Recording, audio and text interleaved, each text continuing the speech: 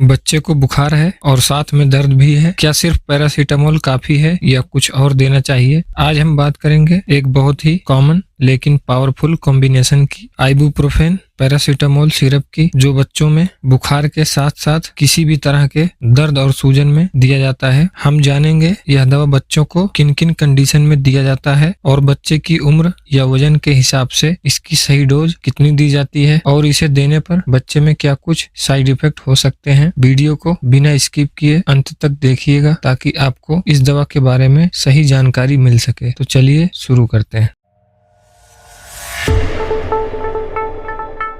Paracetamol एक antipyretic, बुखार कम करने वाली और एनाल्जेसिक, दर्द निवारक दवा है। यह सीधे दिमाग के उस हिस्से पर काम करती है जो शरीर का तापमान कंट्रोल करते हैं। आइबुप्रोफेन यह NSAID non steroidal anti inflammatory class की दवा है। इसकी खासियत यह है कि इसमें एंटी इन्फ्लामेटरी प्रॉपर्टीज होती है जो शरीर की सूजन और दर्द दोनों कम करने में मदद करती है। अगर बात करें यह दवा बच्चों में कब दी जाती है, हाई फीवर, जब बच्चे को तेज बुखार रहता है तो उनको बुखार के साथ साथ तेज दर्द भी रहता है, तब यह दवा दी जाती है ताकि बच्चे को बुखार और दर्द से राहत मिल सके। दांत निकलने पर दर्द, जब छोटे बच्चों के नए दांत निकलते हैं इस दौरान बच्चे के मसूड़ों में सूजन या लाल हो जाते हैं और दर्द रहता है, इस वजह से बच्चे को बुखार भी रहने लगता है, तब साधारण पैरासीटामोल सिर्फ बुखार कम करेगी, लेकिन आइबुप्रोफेन मसूड़ों की सूजन, इन्फ्लामेशन को कम करती है, जिससे बच्चे को बुखार और दर्द में राहत मिल जाता है। टीकाकरण के बाद जब बच्चे को तेज बुखार और इंजेक्शन वाली जगह पर सूजन या दर्द रहता है तब यह दवा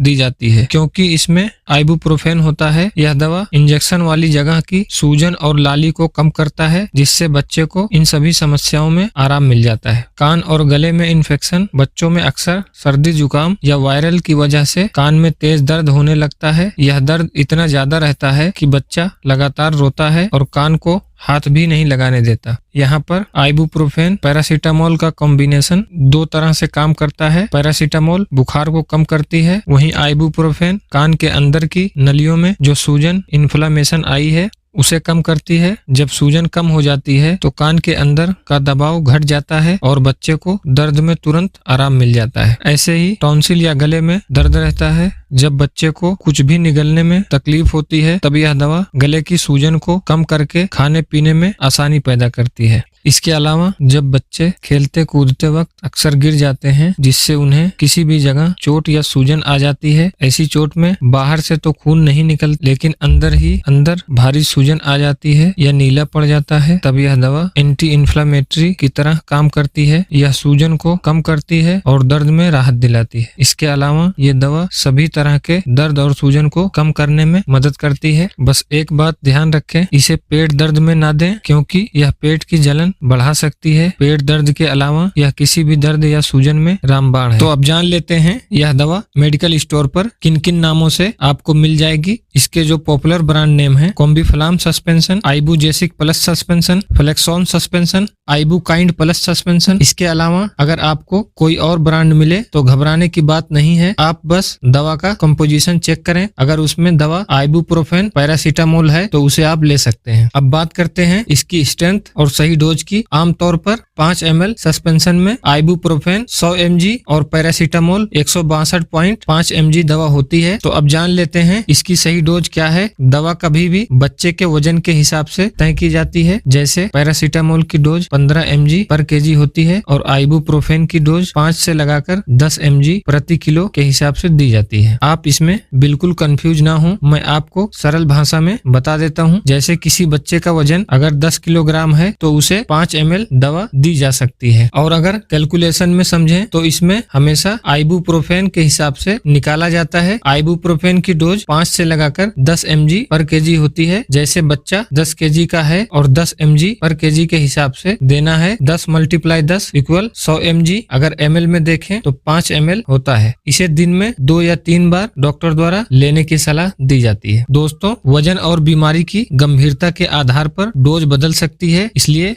दवा देने से पहले डॉक्टर की सलाह जरूर लें। अब जान लेते हैं ये दवा बच्चे को देने पर क्या साइड इफेक्ट हो सकते हैं। सबसे आम समस्या है जी मिचलाना या उल्टी होना, इसलिए दवा हमेशा कुछ खिलाने के बाद ही दें। पेट में दर्द, खाली पेट दवा देने से बच्चे को पेट में जलन या मरोड़ हो सकती है। एलर्जिक रिएक्शन, अगर बच्चे के शरीर पर लाल दाने या खुजली दिखे तो दवा देना बंद करें और अपने डॉक्टर से संपर्क करें। सबसे जरूरी बात, अगर बच्चा दवा लेने के बाद बहुत ज्यादा सुस्त लगे या उसे सांस लेने में दिक्कत हो तो तुरंत डॉक्टर से संपर्क करें। तो दोस्तों, आज की वीडियो में बस इतना ही। उम्मीद है ये जानकारी आपके काम आएगी। अगर आपके मन में कोई सवाल है तो नीचे कमेंट में जरूर पूछें। वीडियो को लाइक और शेयर करना ना भूलें ताकि औरों को भी मदद मिल सके। मिलते हैं अगले वीडियो में किसी नए टॉपिक के साथ। तब तक के लिए अपना और अपने बच्चों का ख्याल रखें। धन्यवाद।